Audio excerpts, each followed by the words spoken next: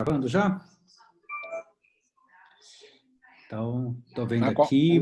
Boa noite a todas e todos. A gente está começando aqui mais um MBI Talks com foco em China. Eu sou o professor Zari Ferrage, professor da UFSCar, coordenador do MBI, e estou hoje aqui com um convidado muito querido, com o professor Marcos Vinícius de Freitas, professor que a gente se conhece nessa trajetória de vida. Já vou contar um pouco mais. Parece que o Marcos teve algum probleminha, gente. não, tô Estou aqui, vendo. peraí. Opa, peraí. Ah, tá. Não, só. A câmera acho que deu uma travadinha, né? Peraí. É, e assim, quero começar falando sobre a nossa intenção, né, de ter essa conversa. E eu acho que essa intenção vem muito com o intuito de diminuir as distâncias culturais que temos da China, né? O Marcos é um professor que trabalha hoje, quer dizer, estava trabalhando antes da pandemia na Universidade de Assuntos de Relações Exteriores da China, que está situado em Pequim, né? É um amigo aí que a vida me trouxe. E, na verdade, Marcos, eu estava pensando aqui, de todas as pessoas que aqui estão, você é o último que eu vi pessoalmente antes da pandemia. Olha a filhinha dela. Né? Olha só, hein? Porque a gente estava junto em Toulouse, né? Eu estou lembrando aqui que a gente se conheceu em Paris, numa das aulas do INSEEC, né? E você vê que nesse meio tempo aí, eu já estive um tempo na FAAP, onde o Márcio leciona já há muitos anos, né? E, pois bem, assim, a gente está organizando o ano que vem, né, esse programa, o Global Innovation para a China, e desde que a gente tem organizado, eu tenho falado com o Marcos, né, e aprendido um pouco das peripécias dele lá na China, né? E a ideia aqui, Marcos, acho que vou começar com algumas perguntas, tá? A gente fez um roteirinho, mas é fazer um bate-papo mais informal. A gente vai ter 1 hora aqui de duração, até aproveitando quem está aqui com a gente também, que tiver de perguntas, curiosidades sobre o que é ser brasileiro na China, o que é trabalhar lá, é um bom momento para isso. E daí eu queria começar, Marcos, perguntando assim para você falar um pouco de você, né? E como você foi parar lá do outro lado do mundo. Zari, em primeiro lugar, muito obrigado pelo convite, né? É um prazer conversar com você, com os alunos, particularmente sobre a China, que é um tópico que eu gosto bastante. Bem, eu sou formado em Direito, estudei nos Estados Unidos, fiz Direito e Economia e Relações Internacionais na Universidade de Cornell e Johns Hopkins, voltei para o Brasil, fui presidente de empresa, trabalhei um monte de tempo no setor privado, tive uma experiência no setor público e comecei a dar aula em 2006, finzinho de 2006, na FAAP, na Fundação Armando Alves Penteado, onde eu fiquei até o ano passado.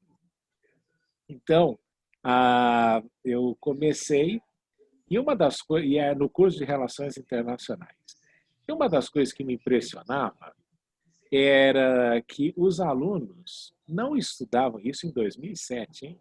Não estavam estudando nada sobre China. Nada, absolutamente nada sobre China.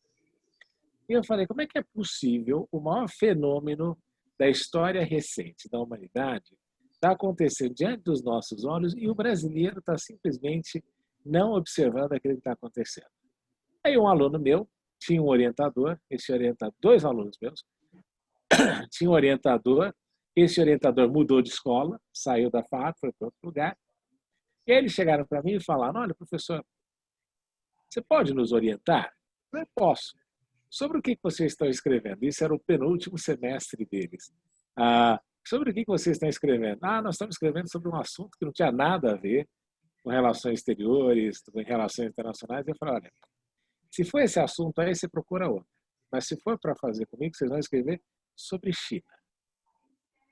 E aí eu escreveu sobre a entrada na China na Organização Mundial de Comércio e a outra escreveu sobre os investimentos chineses na África. Aliás, um trabalho muito bom, os dois ficaram muito interessantes, eu utilizei bastante o trabalho deles até para pesquisa e coisa parecida que foi feito depois. E ali a gente começou uma historinha na FAP de todo aluno que vinha para mim para ser orientado, claro, a gente pegava alguns assuntos que eu achava que não tinha muita coisa a ver, mas eu consegui fazer 23 ou 24 monografias só sobre China. Olha só. 24, acho que 25, 24, 25 monografias sobre China. Inclusive, eu virei uma época coordenador do curso e coloquei na grade a necessidade do cara estudar um pouco sobre China. A gente chamava o cursinho de China e Ásia, né? Aí um aluno perguntou, mas professor, China não está na Ásia? Tá, mas isso é para enfatizar bastante que eu quero que se fale sobre China. Inclusive, você deu aula nesse curso, né, Zari? Fui o professor É, dessa cadeira na FAP. professor dessa. Mas foi assim, eu falei, como é que aluno está no Brasil e não está entendendo o que está acontecendo na China? Aí a FAP veio com o Instituto Concurso, uma série de coisas. Nessa história eu fui 2 vezes à China, profissionalmente. Uma vez eu trabalhava no escritório de advocacia, fui para firmar um acordo com o maior escritório de advocacia na China, chamado Incan, que fica em Beijing, tem o maior escritório de advocacia da Ásia. Eu conheço muito bem o pessoal, a presidente da firma, tudo isso. E outra vez eu voltei um convite para falar em Xangai sobre a relação Brasil-China, né? O que eu via acontecendo, e porque eu sempre fui entusiasta, não daquilo que acontece na China, que eu acho que a gente pode, de alguma forma, transplantar e aprender, particularmente na questão de administração pública, de inovação que os chineses têm. Aí eu fui, e na terceira vez, o que aconteceu? Veio uma vice-presidente da minha universidade ao Brasil, da universidade que eu estou agora. A universidade é conhecida como Academia Diplomática Chinesa, porque lá é que passa a maior parte dos alunos que são aprovados, e ela faz parte do Ministério de Relações Exteriores da China. E ela veio ao Brasil, fez um tour pela América do Sul, cobrindo Brasil, Argentina e Chile. E ela falou, olha, eu só volto no Brasil, só faço esse tour daqui a 10 anos, porque é muito cansativo. É uma viagem longa. E aí eu conversei com ela, mandei uma mensagem e falei, olha, eu tinha passado 4 meses na Universidade de Oxford como professor visitante, como visiting fellow, estudando sobre China, pesquisando sobre China, e eu perguntei para ela, será que dava para eu passar uns 2 meses na universidade pesquisando sobre China? E ela me respondeu o seguinte, olha, por que ao invés de você vir por 2 meses, por que você não vem dar aula aqui durante 1 ano? Eu falei, estava no meio da eleição, Bolsonaro, Lula, aquela zona, eu sou solteiro. Eu falei, quer saber de uma coisa? Eu vou para a China. Eu nunca imaginava que essa altura do campeonato eu ia para a Ásia. Sempre foi. A Ásia sempre foi aquele lugar. Eu adoro o Japão, já falei isso para o Zari várias vezes, acho o Japão sensacional. Eu sempre digo que se não fosse tão longe, eu iria ao Japão todos os anos, porque acho que o Japão é um banho de civilização. Mas aí eu pensei. A FAP também não estava assim, me agradando mais do jeito que era no passado. Aí, quer saber, eu vou para a China. Então, a minha terceira viagem à China foi para ficar 1 ano. Quando eu cheguei lá, depois de 2 meses, eles me perguntaram, professor, ao invés de 1 ano, você não quer ficar 3? Eu falei, como assim não quer ficar 3? Não quer ficar 3? Eu falei, deixa eu pensar. Aí eles deram um aumento no meu salário, eu falei, quer saber uma coisa, vou ficar 3 anos. E nessa história, e aí naquele pensamento, no primeiro ano você planta, no segundo você rega e no terceiro você colhe. Só que aí veio esse bendito coronavírus, eu vim para o Brasil passar férias em dezembro, minha mãe estava doentada, como o Claro comentou, vim para passar férias em dezembro, e já na segunda semana de janeiro já disseram, olha, está fechado tudo, não pode voltar, a gente tem que preencher, até hoje eu preencho relatórios diários para dizer se eu tive febre, se eu tive com alguém de Wuhan, se eu estive com alguém contaminado. E aí, nessa história, nós estamos agora já em novembro, praticamente, né?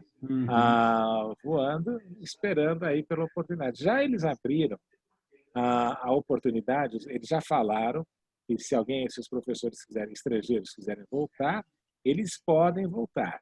Só que tem dois problemas. O preço das passagens está horrivelmente elevado e ainda se tem que passar por um período de quarentena complicado, tudo isso. E como nós estamos praticamente no fim do ano já, então eles falaram, olha, é uma opção, a gente vai ver mais para frente se precisa vir ou não. E aqui estou dando aulas de madrugada, igual guarda noturno, né? Então, quem trabalha de madrugada, guarda noturno e professor que dá aula na China. Então, e tem sido uma experiência sensacional. Eu nunca pensei que eu fosse, primeiro, me adaptar, né? Porque a gente sempre acha que a cultura é muito diferente.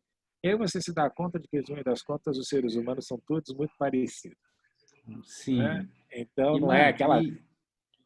e pegando aqui esse gancho, né? Tava pensando assim, eu entendi aqui que você continua, não sabia disso, continua trabalhando, só que na China desde o Brasil, né? Isso mesmo.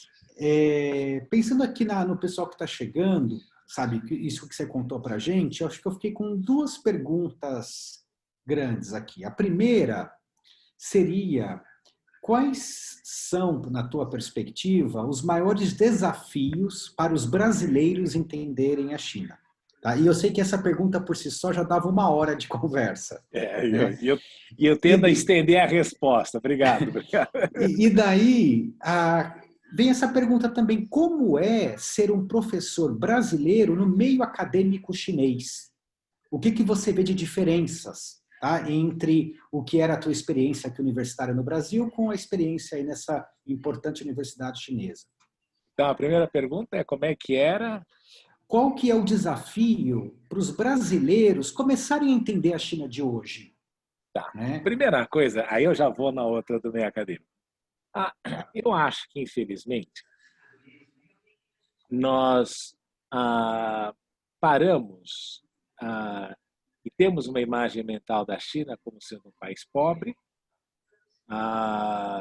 um país atrasado, de mão de obra escrava, e que parou em 1989 com o episódio da Praça da Paz Celestial. Eu acho que o Brasil não se atualizou com relação àquilo que aconteceu na China. Então, a primeira coisa que eu acredito que seja importante é a pessoa dar uma olhada e pesquisar um pouco sobre como está a China hoje em dia. Porque às vezes a gente vê, e eu dou esse curso, o Zari sabe disso, eu dou um curso na Universidade de Toulouse falando sobre China. E eu sempre fico impressionado como na França a China é tão desconhecida. É na França, né? Historicamente tem aquela coisa de conhecimento de tudo isso, quanto que as pessoas desconhecem daquilo que aconteceu nos últimos 40 anos na China. A China vai de uma renda per capita de $120 para uma renda per capita de 11.000 em 40 anos. A renda per capita da China era 10 vezes menor que a do Brasil 40 anos atrás, hoje em dia é maior. Então, eu acho que a primeira coisa que a gente tem que tirar é a lente do passado.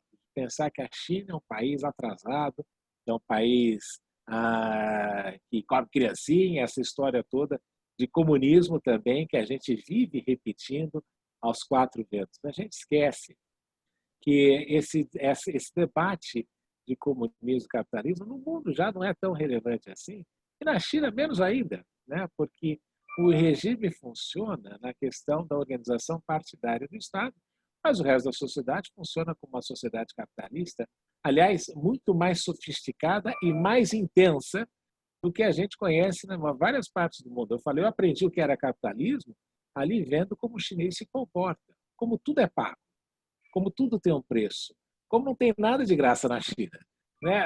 Nada, tudo é pago. E aí eu comecei a falar, pô, esse país é bom, é assim que eu gosto, né? Porque o negócio eles têm esse sentido. Porque não vamos esquecer, o país tem 5.000 anos de história e a grande coisa da China sempre foi comércio. A rota da seda, o que era comércio. Então a gente pensa, não, que tá. Não, atraso não. Então eu acho que a gente tem que tirar essa lente do passado, tirar esse viés ideológico e olhar a China por aquilo que ela é. Uma grande economia, um grande potencial já alcançado. A China não é o país do futuro, ela é o país do presente. e que é um país que oferece para nós, brasileiros, uma oportunidade grande de aprendizado com aquilo que eles fizeram no passado, aquilo que eles estão fazendo no presente e também uma parceria estratégica importante para o país. Então, essa é a coisa importante. Então, olha para a China como sendo uma porta de entrada para um mundo completamente, um mundo diferente, mas que vale muito a pena conhecer. E aqui eu só queria fazer uma nota de rodapé. Eu sempre digo para meus alunos chineses que a China também é o segredo mais bem guardado por 1,4 bilhões de pessoas. Por quê 1,4 bilhões de pessoas? Porque também existe um desconhecimento global na China. Não é exclusivo dos brasileiros. Então, eu falo, É um cara do Brasil. a gente precisa fazer mais novela, precisa fazer mais coisa para falar sobre China e para dar a China a conhecer o mundo. Quanto ao ambiente acadêmico, Zari, não há coisa melhor do que ser professor na China. Primeiro, que a carga de horária não é de matar você, porque o objetivo deles é que você dê aula, mas que principalmente você estude bastante para dar boas aulas, de maneira que você dê aos alunos o melhor conhecimento disponível. E olha que você é cobrado, porque os alunos ficam em cima também, os alunos estudam bastante. Segunda coisa é você pedir para o aluno ler e ele ler. Isso faz uma diferença tão grande quando você está dando aula, porque você fala, e o aluno vem e pergunta para você. E é engraçado porque a mesma dificuldade que a gente tem para falar chinês, eles têm para falar inglês. E eu dou livros, um monte, um caminhão de livros, um caminhão de coisas para eles lerem em inglês, e aí você vê, eles vêm com um papelzinho ali, com tudo traduzido para perguntar para você as dúvidas, tudo isso. Então, o professor tem, embora a China tenha sido o país da Revolução Cultural, que mandou os professores para o campo, isso, hoje em dia existe um grande respeito pela posição do professor. Obviamente, eu dou aula numa escola menor, né? A minha escola ela é voltada para a área internacional, ela é voltada para a área de relações internacionais, então a maior parte dos meus alunos vão ser diplomatas ou vão servir no governo chinês. Então, eu tenho o benefício de que a maior parte dos meus alunos falam inglês, até porque é pré-requisito para eles estudarem lá. Então, tudo que eu via, às vezes, na forma do tratamento, o brasileiro é mais amistoso, o aluno é mais divertido, tudo isso, só que aquele respeito que você tem com relação ao professor chinês e a forma como a própria universidade trata os professores é muito diferenciada. Então, é uma experiência muito, muito interessante, muito divertida. Eu sou o primeiro brasileiro, aliás, eu sou o primeiro latino-americano. A escola tem 70 anos, a universidade tem 70 anos. Ela foi fundada pelo Zhou Enlai, que era o ministro de Relações Exteriores da China, na ocasião, e primeiro-ministro. E eu sou o primeiro latino-americano que dá aula assim por tanto tempo. Que legal, Marcos. E que oportunidade, né? Fico muito contente de você estar trazendo aí essa perspectiva brasileira lá para os futuros diplomatas chineses, né? E me veio aqui uma questão que eu percebia muito quando morava no Japão, que é a influência do confucionismo nas relações, né? Essa questão da hierarquia, do respeito ao mais velho, né? E um respeito ao professor. Eu não sei como se diz professor em chinês, em japonês é sensei, né? Sensei, em E chinês é Lao Shi. Lao Shi, né? E Isso. assim, e você me contou uma vez, assim, nesses corredores aí que a gente se encontrou, que você marcava a aula domingo de manhã, os alunos estavam lá, eles pediam para estar domingo de manhã. É engraçado, né? É o que eu falei. Quando eles perguntam para você, tem feriado? Esse tem. Aí, naquele dia do feriado, o aluno tem o feriado. Então, você não marca a aula, não tem nada. É feriado. Só que você repõe o dia do feriado ou no sábado ou no domingo, mas você vai repor aquele feriado para que o pessoal não perca a aula. E todo mundo vai, né? E todo mundo vai. Claro, os alunos moram também dentro do campus universitário. Isso, de alguma forma, facilita. Mas eu já vi também vários locais em que o pessoal mora perto do campus universitário que não vai na aula ou não aparece. E você não precisa fazer nada, né? Tem uma lista de frequência? Tem. Eu sempre passei lista de frequência, nunca fui de controlar esse tipo de coisa, Porque você olha na sala de aula, você sabe que você tem 22 alunos, e você faz uma contagem assim por cima, você vê que estão 21.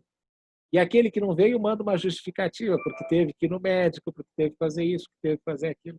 E é engraçado que quando eles não vão comparecer à aula, eles se desculpam, né? Olha, professor, mil desculpas, mas é que eu realmente preciso ir ao médico, está marcado, mas olha, mil perdões. Né? Então, porque tem esse compromisso com o estudo, porque ele também sabe isso. Você sabe que é asiático, que na questão da Ásia a competitividade é muito grande, né? E a notinha que ele tira, a nota que ele tira, faz uma diferença nas universidades de graduado e pós-graduação que ele vai poder frequentar. Uhum. Então, existe uma competitividade inerente ao sistema porque você está concorrendo com 1,4 bilhão de pessoas. Claro, existem os alunos que são um pouco mais tranquilos, existem, mas a maior parte está ali para estudar. Então, voltando ao que você falou, eu acho que ah, uma coisa que me impressionou, por exemplo, é que num dos campos da universidade, num dos campos da universidade, tem a biblioteca é relativamente pequena, porque é no prédio velho que fica no centro de Beijing. Então, você vai nas salas de aula, depois termina o período das aulas, e a universidade fica aberta até às 11 da noite. Você passa em tudo quanto é sala. Zari, tem 3 ou 4 estudantes, 5 estudantes, todo mundo estudando e todo mundo lendo. E eu falei, meu Deus do céu, e não é física quântica que eles estão estudando relações internacionais. Então, você vê uma dedicação muito grande nesse sentido. E que é essa razão que você entende, porque eles vão tão bem no PISA, porque realmente se matam de estudar. Agora, muita gente vai dizer, mas não tem vida, tudo isso. Vão dizer que o estudante estuda demais, mas isso é natural e imposto pela necessidade de você concorrer com tanta gente.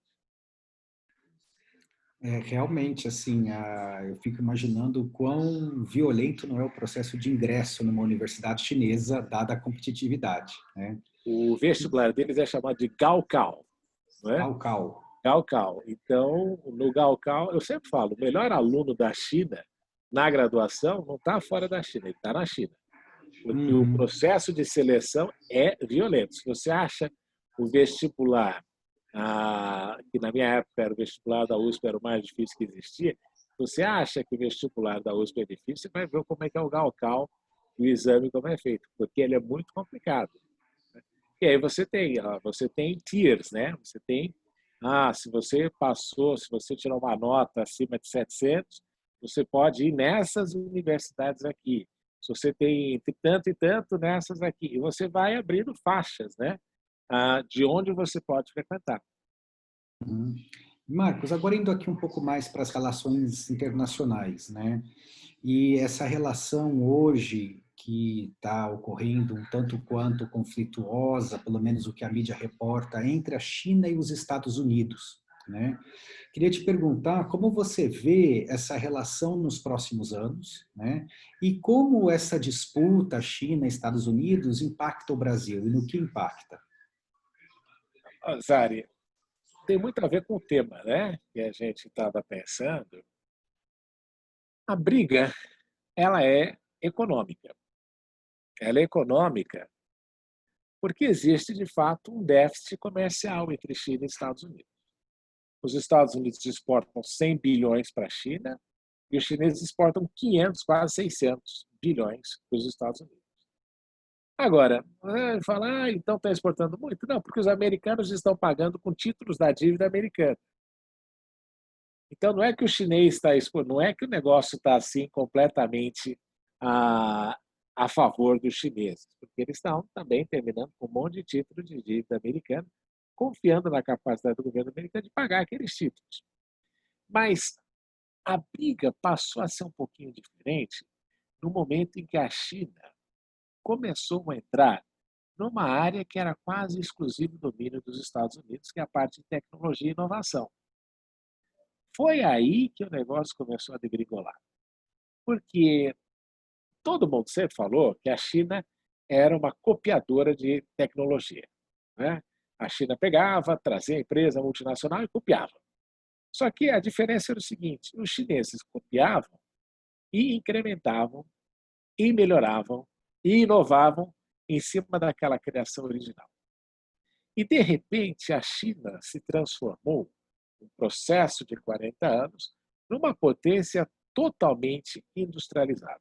Porque todo mundo também, de alguma maneira, terceirizou a manufatura para a China, sob duas alegações. Primeiro, que a mão de obra era mais barata, e a mão de obra vai ser um pouco mais barata, porque existe uma abundância de mão de obra. E, por outro lado, também se terceirizou a poluição, né? Você vai hoje em dia para as cidades europeias, você respira aquele ar puro, porque a fabricação está toda na China, né? E o chinês, o Deng Xiaoping dizia, uma ou duas gerações pagam o preço para que a terceira geração possa se beneficiar das medidas que foram tomadas. E foi exatamente isso. Até hoje, em Pequim, em Beijing, você ainda tem problema de ar ou coisa parecida, porque eles produzem para o mundo inteiro. E a balança ficou assim complicada, porque os Estados Unidos, os quatro produtos que os americanos mais exportam para os Estados Unidos, para a China são soja, carro, avião e chip de computador. Então, se você pensar essas quatro coisas, carros americanos não são considerados os melhores do mundo. Soja concorre diretamente com o Brasil. Avião, sim. Né? Avião, eles têm uma vantagem, porque é a Boeing que exporta tudo isso, mas você também tem a concorrência da Airbus. E chips de computadores, eles concorrem com a Taiwan, com a Coreia, então eles têm outros concorrentes, embora os chips americanos ainda sejam considerados os melhores. Mas a relação comercial é complicada, porque eles têm pouca coisa para exportar, enquanto a China exporta absolutamente tudo o que você precisar. Então, ficou uma relação complicada aí por causa do processo de industrialização chinesa. E aí os chineses entenderam o seguinte, aquela velha frase de Einstein: é insanidade você pensar que fazendo a mesma coisa e misturando os mesmos ingredientes, você vai ter resultados diferentes. E aí os chineses falaram, bem, chegamos aqui numa renda de US$ 10.000. A gente sabe na economia que isso é chamado de armadilha da renda média.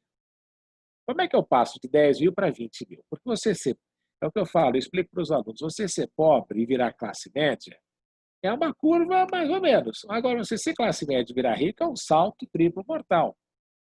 E os chineses entenderam que para dar esse salto, para sair dessa armadilha, eles precisam fazer algumas reformas domésticas, mas também precisam mudar o produto que eles vendem. E aí virou tecnologia. Porque a tecnologia tem alto valor agregado. E aí, o que os chineses passaram a fazer? Eles começaram a concorrer numa área que era primazia dos Estados Unidos. Então, veio o 5G, veio um monte de coisa. Então, eu sempre digo, né, os chineses diziam que no passado as quatro grandes contribuições da China foram a bússola, a pólvora, o papel e a imprensa. Essas foram as quatro grandes contribuições da China na antiguidade: bússola, pólvora, papel e a imprensa. E hoje em dia os chineses sempre dizem para você que as quatro grandes contribuições da China atualmente são os trens de alta velocidade, compra online, bicicleta on demand, né, que é aquela bicicleta que você pega na rua, e o pagamento eletrônico. E a partir dessas inovações que eles têm comentado, é que a gente começa a ver uma expansão na área tecnológica chinesa e investimento maciço em tecnologia. A ponto de você ver o 5G da Huawei disputando com o mundo inteiro. E aí os americanos se deram conta de uma coisa aqui, Zari. Quando você concorre na tecnologia, você também, se você perde a tecnologia, você perde todos os derivativos da tecnologia. Então, porque quem ganha a corrida tecnológica vence a questão do padrão. E aí você padroniza. É o que a gente fala, né? Se você pegar um iPhone, você tem que ter um adaptador assim. Você não consegue usar outro. Então, o que significa o 5G? O 5G significa uma renda de mais de US$ 800 bilhões. resultantes do 5G. Então, aí é que veio toda essa preocupação dos Estados Unidos e esta briga de dizer, olha, não pode, o produto chinês é ruim, o produto é fraco, tudo isso. E às vezes a gente esquece que o concorrente que os norte-americanos mencionam, que são a Sony e a Ericsson, as torres que eles vão usar são todas feitas pelos chineses. Então, a alegação ela é um negócio assim, complicado, porque ela não corresponde à realidade. Mas o fato é esse, de que a China entrou numa seara que, se deixar rolar, ninguém segura os chineses, ninguém segura na questão de tecnologia. E a grande diferença é que o produto chinês, que era ruim no passado, hoje em dia está virando produto de ponta. E é o que eles querem fazer com aquilo que eles chamam de Made in China 2025. E estava pensando aqui, Marcos, para o brasileiro, né? Como que a gente pode se beneficiar, fazer uma leitura, a criar sinergias. E me veio o caso aí de dois alunos, ex-alunos, que eram da SPM Sul, lá de Porto Alegre, né? E o avô de um deles era presidente da cooperativa de soja rio-grandense. E um deles acabou indo estudar na BTBU, na Universidade de Tecnologia e Negócios de Pequim, tá? E não voltou mais, né? E daí, numa dessas idas para lá, eu encontrei com um deles, ele falou assim, professor, o problema da China é a gente não voltar mais, né? Quando a gente encontra um pequenino nicho, né? Ou eles criaram uma empresa lá. E você me falou alguma coisa parecida também, uma vez. O que você vê aqui que o Brasil pode aprender, né? E que espaços a gente pode entrar aí nessa disputa com os Estados Unidos? É um momento bom, é interessante? Como que você vê isso? Eu acredito que a primeira coisa que eu sempre falo é aprender para cidades grandes modelo de administração pública. Porque uma cidade como São Paulo não pode se basear em Paris para administrar o seu sistema de metrô. Não tem nada a ver, né? A gente tem que ir para as grandes cidades asiáticas e ver como eles administram o fluxo de pessoas. Então, eu acho que essa mesma questão da urbanização, que hoje em dia na China está muito melhor, né? A questão de parques, esse tipo de coisa, e de modernização, eu acredito que existe um aspecto aí importante para aprender. Eu acho que a coisa fundamental que eu diria, e que o presidente Xi Jinping tem comentado, é que os chineses não estão buscando uma modernização do país. É um equívoco você achar que a China está se modernizando. Não. Ele fala assim e eu concordo plenamente. A modernização é uma coisa exterior. Você compra coisas novas e você acha que você ficou moderno, mas o teu espírito pode ser velho. Então, eles falam muito sobre a questão do rejuvenescimento, que é uma coisa que sai de dentro para fora. Você se tornar jovem novamente. E é isso que, às vezes, eu acho que o Brasil poderia aprender, porque nós estamos ficando com mentalidade de velho. Nós estamos começando a achar que o país é um país de velhos. Nós não estamos querendo, não, tem que fazer isso, tem que fazer aquilo. O pessoal não está querendo pensar que é um país novo, que é um país em construção.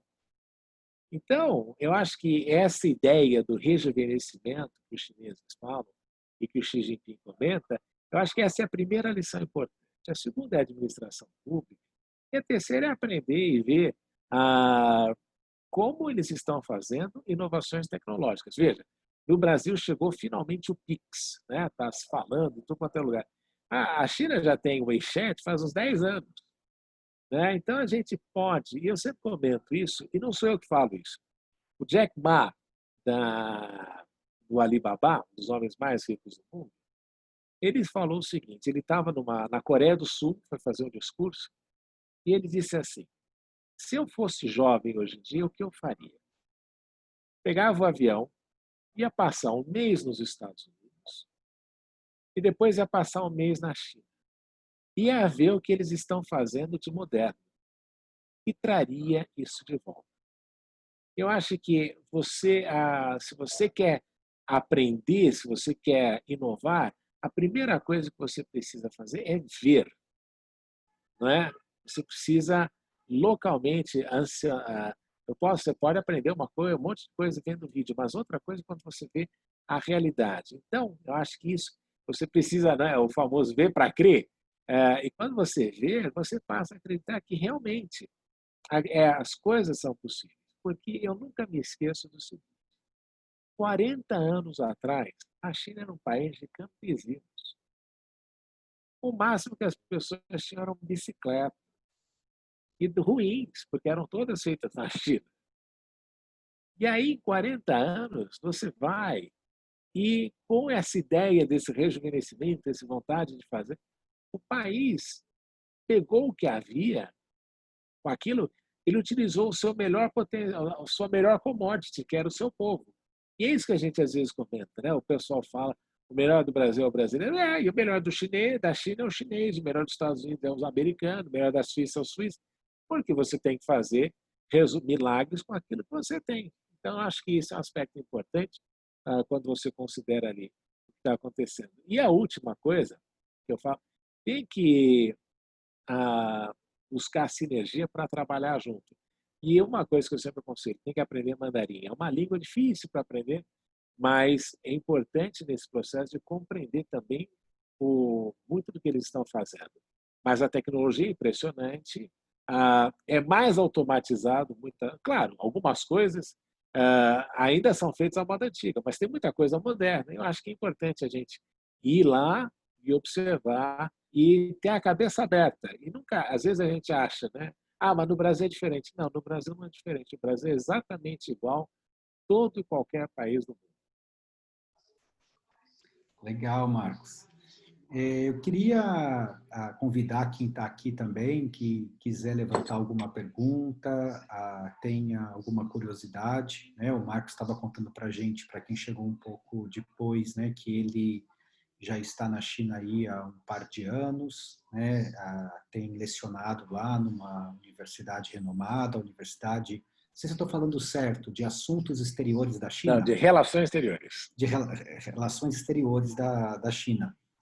E eu acho que o Irã aí está com uma pergunta. Boa noite, Irã. Boa noite, Zari. Boa noite a todos. Boa noite, professor Marcos Vinícius. Boa noite. Professor, eu estive na China no ano de 1995 e fiz a Rota das Sedas.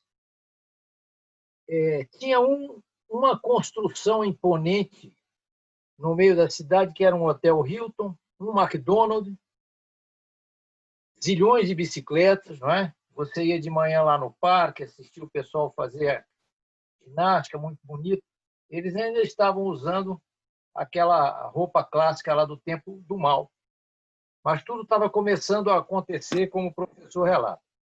O aeroporto de Pequim era pior que o aeroporto de Congonhas velho. Eu não estou falando do aeroporto reformado, não. Aquele aeroporto que é até bonito, o nosso aeroporto que é tombado, mas você descia lá, tinha um relógio de ponteiro, assim, marcando a hora. Não é?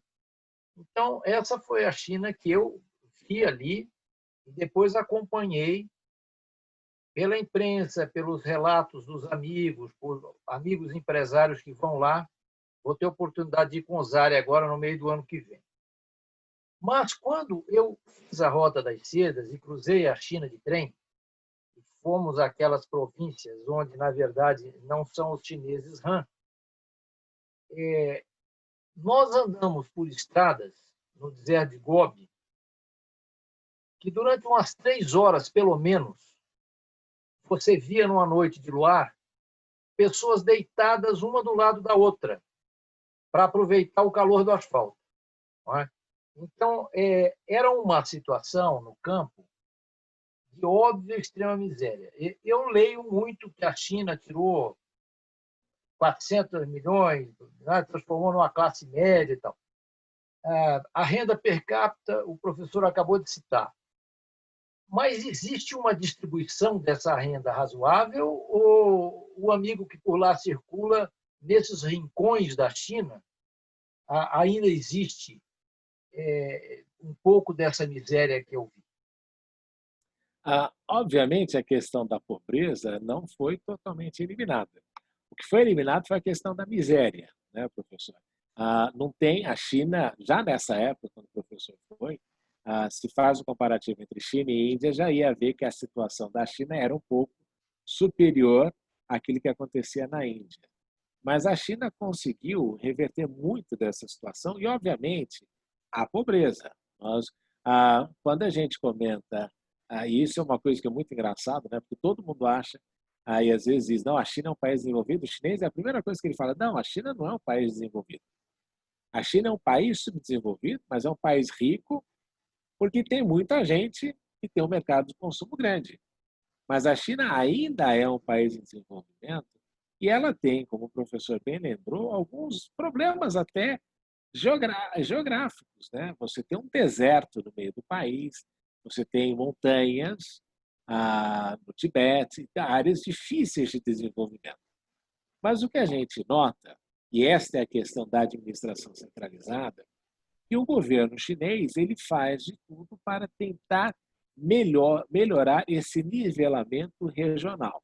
Veja, 2 anos atrás, mais de quase 2 anos, não, 1 ano e meio atrás, eu fui convidado, não, 1 ano atrás, julho do ano passado, 1 ano e pouco atrás, eu fui convidado pelo governo chinês para visitar a província, uma das províncias chinesas, que eram consideradas uma das mais pobres da China, a Guiyang. E aí eu fui visitar lá a província e olha que interessante. O governador e o prefeito, eles fazem um programa com estrangeiros. Durante 10 dias, eles levam um grupo de estrangeiros que moram na China, que foram selecionados pelo governo chinês, para determinados lugares. E eles levaram a gente para esta província e nós íamos passar 10 dias com tudo pago, a refeição, passeio, show, tudo isso. E a única contrapartida que nós teríamos de dar eram duas coisas, eram 2 reuniões. Uma com o vice-governador da província e outra com o prefeito, o vice-governador da província de Guizhou e com o prefeito da cidade capital de Guiyang. E nessas 2 reuniões, o que a gente deveria fazer é dar sugestões de possíveis melhorias para o desenvolvimento daquela província. Então, e essa província, o que eles já tinham feito no passado? Algumas decisões. Eles fizeram a maior antena parabólica do mundo. Tem 500 metros quadrados, antena parabólica, para ouvir o espaço. E com isso eles criaram todo um museu do espaço, negócio de alienígena, parque, tudo uma série de coisas para levar as pessoas conhecerem e visitarem o lugar para diminuir a questão da pobreza. E a outra coisa, e essa é a vantagem que você tem de ter uma administração como eles fazem, né, que o Zari falou na questão confucionista do mérito, de ascensão, mesmo na questão política, eles transformaram esta província no lugar onde as empresas têm de armazenar os seus bancos de dados. Então, ele levou a questão da tecnologia, né, dos grandes bancos de dados, para serem colocados lá. E aí eles começaram a questionar o que mais que a gente pode fazer. E o interessante é que, claro, a gente circula e você vê ainda aqueles bolsões, não de miséria, né? Não é miséria, não é mais essa situação que o professor viu do pessoal dormindo na rua, porque hoje em dia já não está mais assim. Mas existe uma pobreza, existe ainda, porque faz parte de um país em desenvolvimento com tanta gente. Mas o que a gente nota é que o governo chinês, nesse sentido, ele tem realmente tomado essas medidas para desenvolver e criar não, claro, as províncias que ficam aqui, né, no mar da China, vão ser mais desenvolvidas. Né? Por exemplo, uma das províncias, a de Shenzhen, tem uma renda per capita de $40 mil, né? Porque a província é exportadora, exporta para o mundo inteiro, vende para a própria China. Então, existe uma riqueza naquelas cidades que foram montadas, aquelas zonas livres que foram montadas pelo Deng Xiaoping, que são riquíssimas. Não é? Então, você tem essa distinção entre a parte oriental e a parte ocidental. A parte oriental e a parte ocidental, você tem essa questão ainda aí complicada de desenvolvimento econômico. Mas eu vejo o governo tomando várias medidas. E o que me disseram, que eu achei muito interessante, é que este mesmo tipo de procedimento que eles fizeram conosco, de visitar essa província, tudo isso, aparentemente o presidente Xi Jinping faz também, trazendo pessoas do mundo inteiro, experts do mundo inteiro, para passarem 2 ou 3 semanas e, no final, trocar algumas ideias com ele sobre aquilo que pode ser feito para desenvolver melhor o país. Então,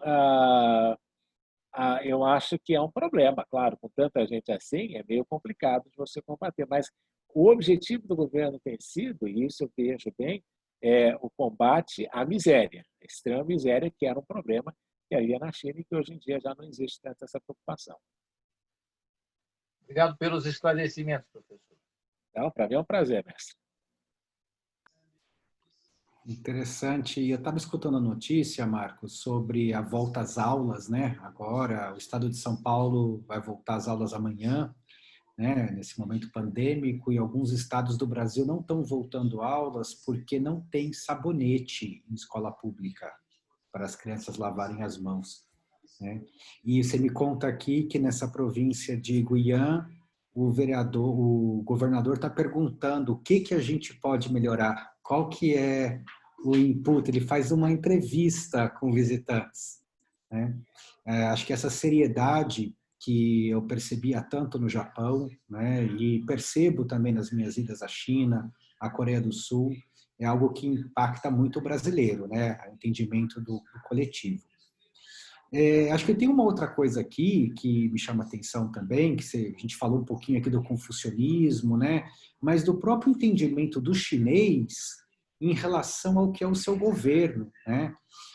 No Ocidente, você pega o americano, né? Menos governo é mais, menos interferência na minha vida, né? E na China parece que essa perspectiva é um pouco diferente, né? Como é que você vê isso, assim? E não sei, você está como professor lá, né? Mas essa questão de negócios, não sei se você encontrou brasileiros que estão estabelecidos na China, ou que fazem negócios. Como que é isso da interferência do Estado na economia? Zari, aqui acho, eu falei, às vezes eu fico com medo de ficar fazendo propaganda e parecer que eu sou garoto propaganda da China, mas eu acho que quando o Ronald Reagan, quando era presidente dos Estados Unidos, ele tinha uma plaquinha na sala dele que dizia o seguinte: não há demérito nenhum em você dar crédito onde crédito é devido. Né? Se está fazendo bem, eu acho que a gente tem que olhar, tem coisa ruim, todo lugar tem coisa ruim, todo lugar tem problema, todo lugar tem algumas situações complicadas. Mas nós vamos enfatizar aqui o positivo, até porque para a gente ter uma ideia importante daquilo que acontece. Mas veja só, hoje eu estava lendo um artigo na Foreign Affairs, né? E o articulista pergunta: por que o mundo deve acreditar no governo americano se somente 17% dos americanos confiam no governo dos Estados Unidos? É um artigo da Foreign Affairs dessa semana e o cara está escrevendo justamente sobre isso. E o que acontece é que nós fomos aqui no Ocidente criados justamente com essa perspectiva de que o Estado é o problema. Era o que o Reagan dizia, né? O Estado não é a solução, o Estado é o problema. Na China aconteceu diferente, né? Você tem duas coisas para você lembrar. Uma, a ideia do serviço público, que surgiu na China com Confúcio, quando ele era ministro, tinha uma base de criar mérito, né? Você criar uma escala dentro do serviço público de mérito. E a outra coisa, então, eu tenho o mérito de um lado, confucionista. Por outro lado, eu tenho uma coisa que era chamada de mandato celestial. O que é isso? A legitimidade do imperador, ou do líder, ela é dada pelos céus. Muito parecido com aquela teoria do poder divino do rei. Só que Quando o imperador ou líder não está entregando resultados que impliquem na melhoria da qualidade de vida da população, é o tempo de você trocá-lo. Entende? Então, o mandato divino é o que legitima o poder do imperador. Então, eu tenho um serviço público baseado no mérito e o imperador, o poder, um líder que entende que na situação dele, se ele não entrega uma melhoria de qualidade na vida da população, ele vai estar enrascado e pode perder a função dele. Muita gente vai falar, mas o Mao Tse Tung matou muita gente, não é? Como é que você explica o fenômeno do mal? Eu explico do fenômeno do mal baseado no fato de que o Mao Tse Tung tirou os japoneses e todos os países que haviam invadido a China e terminado aqueles 100 anos de humilhação. Isso é o que dá legitimidade para o pessoal ainda ter essa figura do mal lá na Praça da Paz Celestial, né, na ponta, na entrada da Cidade Proibida. Então, o que o Lincoln foi para os Estados Unidos, o mal, mais ou menos, é o que foi para a China, no sentido de evitar uma secessão do país.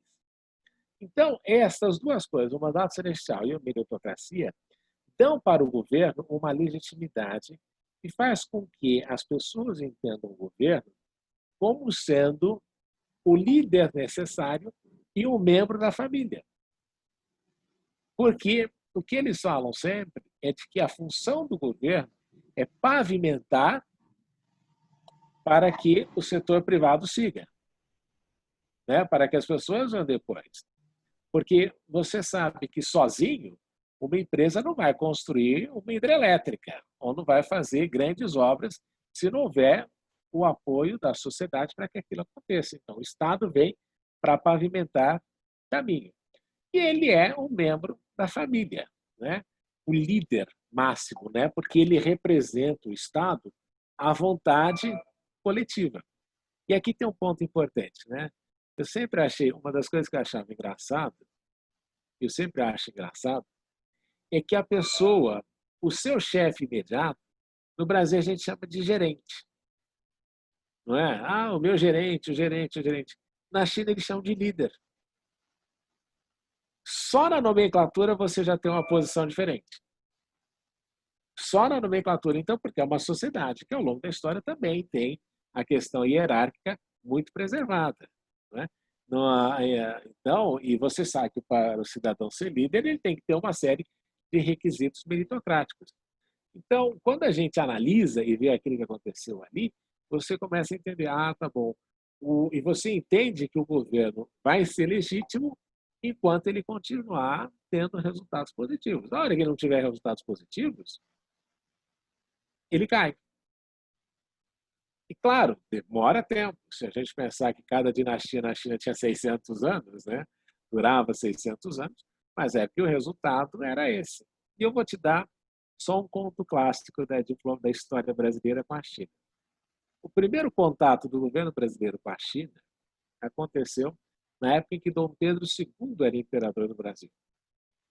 E, na ocasião, né, eu escrevi a respeito disso, foi mandada uma delegação para fazer contato com o governo chinês. E a ideia era trazer chineses para o Brasil para trabalharem no campo, como fizeram com o Japão, com a Alemanha e com a Itália depois. Só que o governo, o imperador da China, não admitiu que isso acontecesse, porque ele ouviu sobre a questão da escravidão no Brasil. E ele disse, meu povo não será escravizado em outro lugar. Veja que interessante, né? Então a gente fala, não, o chinês, tudo isso, trabalho escravo, mas até esse aspecto aí da história chinesa é importante a gente enfatizar. Então o Estado é considerado aí esse líder máximo e que existe uma devoção, porque o Estado, e aqui eu concluo essa parte, Zari, o Estado na China, ele não é meramente o administrador. O Estado, para a China, ele é considerado guardião da civilização chinesa. Então, ele é o arcabouço da preservação dos 5.000 anos de história da China. Então, é uma perspectiva bem diferente com relação àquilo que acontece no país. Que aula, Marcos. É um prazer escutá-lo. E essa ideia, né, da China enquanto Estado, civilização, acho que marca aqui um grande ponto de diferença no nosso ocidentalismo, né, dos países, do Estado enquanto Estado-nação, a ideia europeia. Essa é uma grande diferença. Eu estou vendo aqui que a gente já deu as 8 horas, né? Eu vou só abrir se alguém tiver alguma dúvida, alguma coisa mais emergente para, enfim, para a gente pode trazer aqui.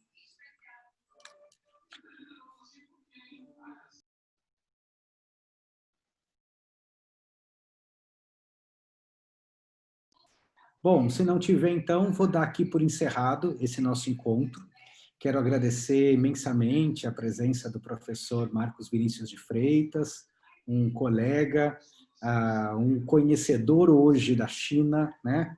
Acabei de descobrir agora o primeiro latino-americano a lecionar na Escola de Relações Exteriores da China. É muito bacana contar com a tua presença, com o teu olhar, né?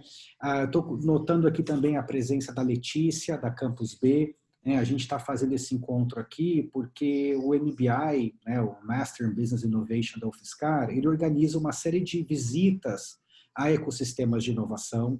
A gente tinha previsto, antes da pandemia, termos estado na China em julho desse ano, né? Com o momento pandêmico, a viagem foi postergada, né? Ela está hoje marcada para o próximo ano, para julho de 2021, condicionada aí com a vacina, né? A gente tem, a viagem já está confirmada, eu estou com a minha passagem comprada, né? E até a própria empresa aérea já deixou, né, que essa passagem fosse remarcada em até 2 anos, né? Então a gente está, aí alguns estão me perguntando, Zari, como é que está o próximo ano, essa viagem?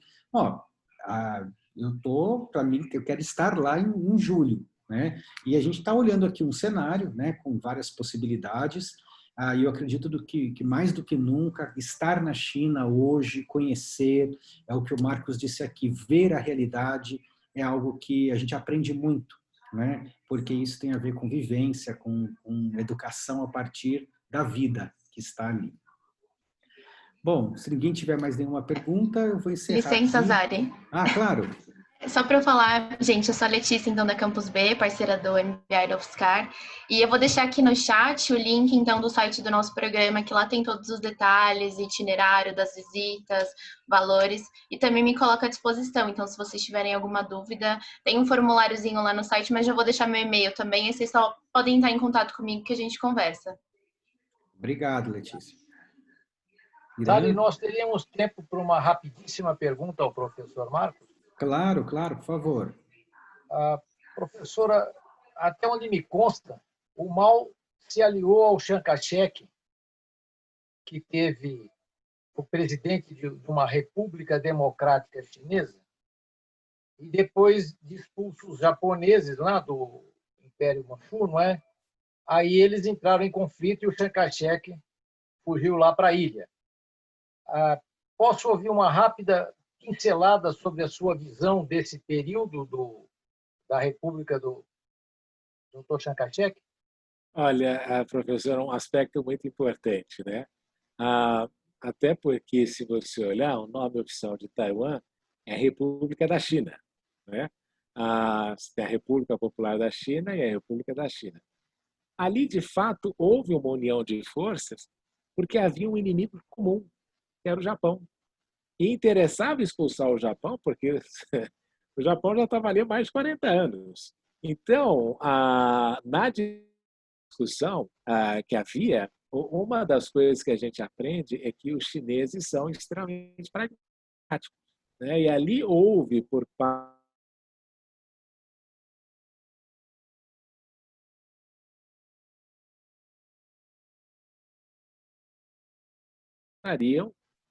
necessariamente a ter um distanciamento. Mas veja, Mao Tse-tung poderia ter invadido, naquela época, Taiwan.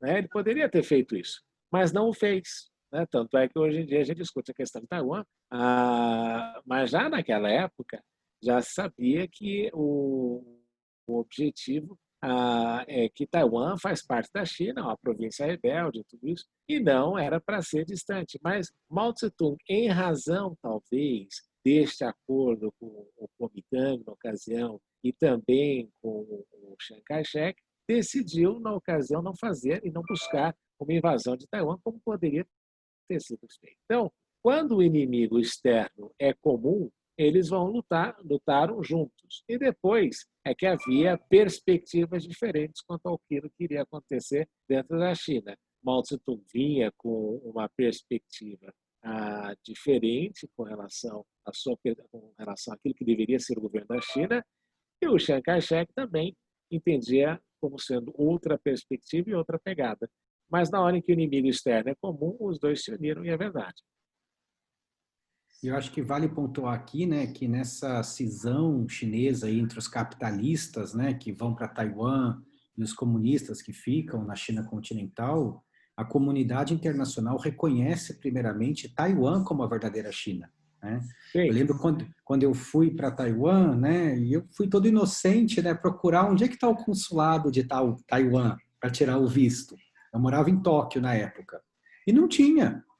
Daí eu falei, como que não tem? Você tem o Chamber of Commerce, a Câmara de Comércio, né? Porque oficialmente Taiwan não é país, portanto não pode ter um consulado, né? E quando eu peguei o visto, estava lá, né? Você vai na Câmara de Comércio, tem um guichezinho lá, né? Falaram que em São Paulo é a mesma coisa, acho que está na Paulista, né? E vem o selo, né? ROC, Republic of China, né? Tanto que a China Airlines é a empresa aérea de Taiwan, né? A Air China é da China continental, né? E os taiwaneses se dizem a verdadeira China, né? E isso se perpetua até 1971, né, em auge da Guerra Fria, em que há uma movimentação nas Nações Unidas, né, com muito apoio aí da União Soviética, e a comunidade internacional deixa de reconhecer Taipei, né, como a China verdadeira e passa a reconhecer Pequim como a capital da China, né, e deixa aí Taiwan numa sinuca de bico, né. É muito interessante, assim, os aeroportos internacionais, né, quando você está em Xangai, em Pequim, você tem a seção de voos internacionais, tem a seção de voos domésticos e tem a seção de voos para Taiwan, Hong Kong, Macau. Isso Né? mesmo. Né? E Hong Kong e Macau são parte da China, é totalmente diferente de Taiwan. Né? É muito a ideia de um país, dois sistemas, né? Mas está ali no mesmo bojo. E você vai para Taiwan, assim, o orgulho deles e, enfim, eles se veem como... E é de fato uma economia independente, tem um outro mindset, as manifestações religiosas em Taiwan são muito festivas, né? Porque o comunismo abafa, ou abafou um pouco aquela coisa, então é muito pujante. É uma outra experiência de China, né? É uma China muito rico, né? Taiwan tem um PIB per capita altíssimo, né? E é uma população muito pequena aí, eu não sei aqui de cabeça agora como que estava o PIB, mas é mais alto que do estado de São Paulo, uma população menor, né? Então, assim, é muito interessante a sua pergunta, Irã, e é uma análise, esse é um tipo de conversa boa para um happy hour, sabe? Para a gente... Vamos seguir né? lá na China com essa conversa. A gente vai seguir na China com certeza, né? Mas assim, acho que eu quero, mais para ninguém se sentir aqui que está perdendo, Bela, vamos finalizar aqui. A gente fica aqui agora para uma conversa de corredor, enfim, quem quiser ficar um pouquinho mais ou trocar alguma palavrinha, e a gente bate um papo. Mas muito obrigado mais uma vez a todo mundo que veio. Eu posso já interromper a Obrigado, gravação? Zé. Eu já posso interromper aqui então, né, a gravação? Sim, Bela, obrigado.